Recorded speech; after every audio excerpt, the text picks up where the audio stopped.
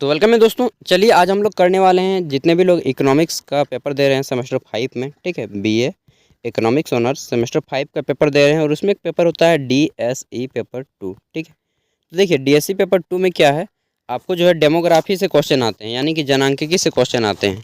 और अगर आपका सब्जेक्ट यही है डेमोग्राफी जनांकिकी, तो आप भारत की किसी भी यूनिवर्सिटी में पढ़ाई कर रहे हैं दोस्त, सच बता रहा हूँ, आप पेपर करके जाइए, आपका 60% पेपर टच होगा डेफिनेटली, ठीक है। मैक्सिमम होगा लेकिन मिनिमम 60% टच होगा ही होगा। देख लेते हैं इस पेपर में किस टाइप के क्वेश्चन आते हैं। देखिए 2022 में पूछा गया पेपर है। टाइम आपको 3 आवर दिए जाते हैं एंड फुल मार्क्स होते हैं 80, ठीक है। किसी किसी यूनिवर्सिटी में फुल मार्क्स 100 भी होते हैं, वो डिपेंड करते हैं आपकी यूनिवर्सिटी पे, लेकिन सभी यूनिवर्सिटी में ऑल ओवर इंडिया में क्वेश्चन सेम होता है।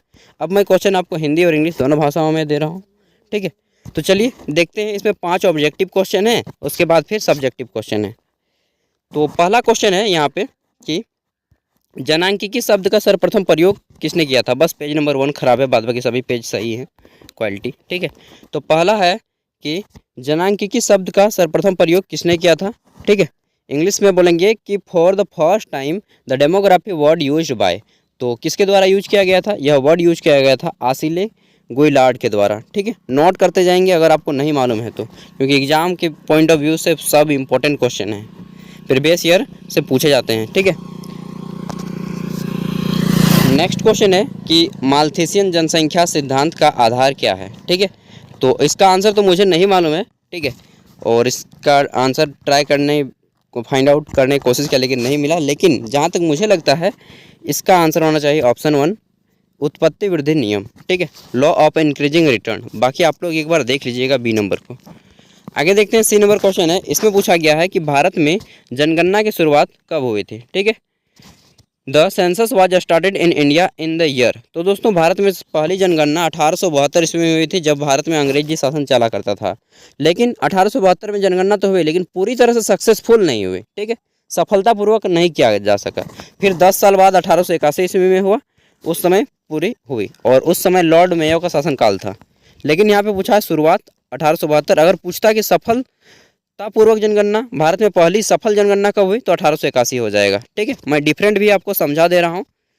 डी नंबर क्वेश्चन है कि which state of India entered in the third phase of demographic transition, यानी कि हिंदी में हो जाएगा भारत का कौन सा राज्य जनांकिकी संक्रमण की तृतीय अवस्था में प्रवेश कर चुका है। तो आप सभी जानते हैं उत्तर प्रदेश, ठीक है। हमारे उत्तर प्रदेश की इतनी जनसंख्या है कि पूरा का पूरा पाकिस्तान की जनसंख्या जितनी है ना, लगभग अप्रॉक्सीमेटली, ठीक है, Uttar Pradesh.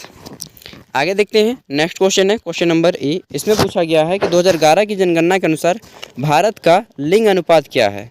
The sex ratio of India according to census 2011 is, ठीक है। तो राइट आंसर हो जाएगा 943 लड़कियां हैं प्रति 1000 लड़कों पे, ठीक है। ये हो गया सेंसस। देखिए आपको गाड़ी वाड़ी का आवाज़ सुनाई दे रहा हो, क्योंकि मैं अभी मॉर्निंग वॉक पे आया हूँ और सोचा कि एक वीडियो बना दूँ आपके लिए। वैसे भी घर जाके बहुत सारा काम होता है मुझे, ठीक है। तो साउंड के लिए सॉरी, बट थोड़ा आप लोग भी सुन सकते हैं। अब आता है ग्रुप बी। इसमें आपको दोनों क्वेश्चन बनाने 5-5 मार्क्स के हैं। पहला क्वेश्चन है कि भारत में जनसंख्या घनत्व के ऊपर आपको छोटा सा नोट लिखना है, density of population in India, ठीक है। पहले डेफिनेशन देना है, फिर 1-2 फैक्ट्स लिख देने हैं कि 2011 के सेंसस में इतना था, 2001 में इतना था, ठीक है। आगे देखते हैं बी नंबर की जनसंख्या के अनुकूलतम सिद्धांत के निर्धारक तत्व कौन से हैं, ठीक है। Factor determining optimum theory of population, ठीक है। तो ये हो गए टोटल आपके। अब देख लेते हैं क्वेश्चन नंबर 2। तो यहाँ पे क्वेश्चन नंबर 2 सभी 20 मार्क्स के हैं, और 20 मार्क्स वाले आपको क्वेश्चन नंबर 1 जो कि ग्रुप ए और ग्रुप बी में बटा था, अभी तक जितने भी किए हैं ये 20 मार्क्स के थे, ठीक है। 5 मार्क्स का अगर आपके एग्जाम में आएगा तो इसका आंसर कीजिएगा आप लोग लगभग 150 शब्दों में, और अगर 20 मार्क्स का आता है तो 500 शब्दों में करना है, ठीक है। इसमें पहला क्वेश्चन है कि लॉन्ग आंसर टाइप में कि जनांकिकी को परिभाषित करें, इसके क्षेत्र एवं महत्व की विवेचना करें। बहुत अच्छा क्वेश्चन है, ठीक है। इंग्लिश में है कि define demography, discuss it's scope and importance. आगे देखते हैं क्वेश्चन नंबर 3। तो इसमें पूछा गया है कि जनांकिकी संक्रमण सिद्धांत की व्याख्या करें। इंग्लिश में है कि explain theory of demographic transition, ठीक है। आगे देखते हैं नेक्स्ट क्वेश्चन, क्वेश्चन नंबर 4। इसमें पूछा गया है कि माल्थस के जनसंख्या सिद्धांत की आलोचनात्मक समीक्षा करें।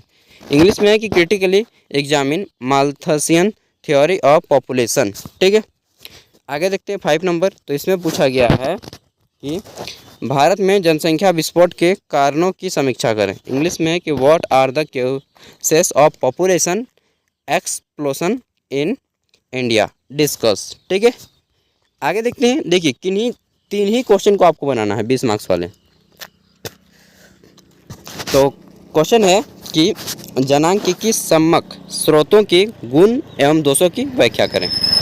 5 को गुण लिख दीजिए और 5 को दोष लिख दीजिए। इंग्लिश में है कि discuss the merit and demerits of source of population data. ठीक है, आगे देखते हैं नेक्स्ट क्वेश्चन, क्वेश्चन नंबर 7। इसमें पूछा गया है कि भारतीय जनसंख्या के आयु संरचना और लिंग अनुपात का वर्णन करें। इंग्लिश में है कि describe age composition and sex structure of population in India. Next देख लेते हैं 8 नंबर क्वेश्चन।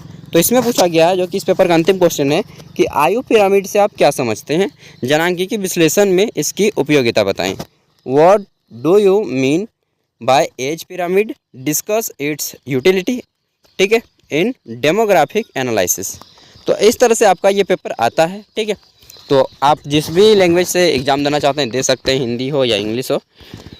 एंड इसका बाद आपका जो है सेमेस्टर 5 के एग्ज़ाम कंप्लीट हो जाता है। तो अगर आप एग्ज़ाम देने वाले हैं तो मेरी ओर से बेस्ट ऑफ लक। एंड कुछ भी डाउट हो तो कमेंट करके पूछ लीजिएगा। हाँ, एक चीज़ मैं बोलना चाहूँगा, अगर आपका एग्ज़ाम सामने है तो प्लीज़ 3 घंटा समय निकाल के आप घर में ही एग्ज़ाम की तरफ बैठ जाएँ और पेपर को सॉल्व करें। ठीक है, इससे क्या होगा कि आपका जो एग्ज़ाम है जल्दी लिख पाएंगे एंड आपको वही एग्ज़ाम वाली फीलिंग घर में आ जाएगा ना, तो आप बेटर परफॉर्म करेंगे। ठीक है, तो बाकी ऑल द बेस्ट मेरी ओर से। एंड इसका PDF का लिंक वीडियो के डिस्क्रिप्शन में मिल जाएगा। अगर आपका कोई दोस्त भी एग्ज़ाम देने वाला हो तो उन तक भी शेयर कर दीजिएगा। मिलते हैं अगली वीडियो में, तब तक के लिए भाई।